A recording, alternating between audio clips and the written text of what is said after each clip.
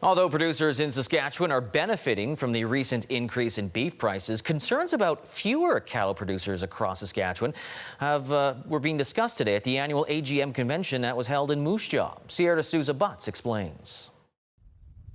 Ryan Beierbach, a rancher from the Whitewood area, is pleased to see a spike in demand for beef. Finally, after years of it being where we struggled to make money, we were finally where we're kind of catching up. He says cattle market prices are on an upward swing due to a smaller herd and fewer producers. It was really a poor market for quite a few years, so a lot of guys got out of the business and it shrunk the number of cattle. And then we've had a drought in Western Canada and in the U.S. that really made people shrink their cow herds, so then it got to the point where the supply is so low that it pushed the price up. Beierbach is one of many cattle producers attending this year's Saskatchewan Stock Growers Association meeting, home to larger discussions on concerns and supports for producers across the province. Sometimes, it's about who has sort of the leverage, we call it, in the marketplace. And right now, the producers certainly have the leverage as, packing plants and feedlots. Everybody's competing for this shrinking supply of calves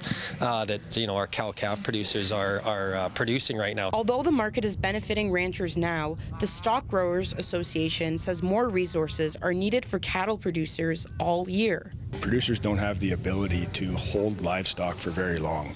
When it's time to market animals, you have to market animals. This is a perishable product, and so you don't have the ability to put it in a bin and wait. And so we need to design programs that reflect that. Yorga says there are a variety of risk management supports in place for producers aside from cattle insurance. They also have the ability to forward sell right now.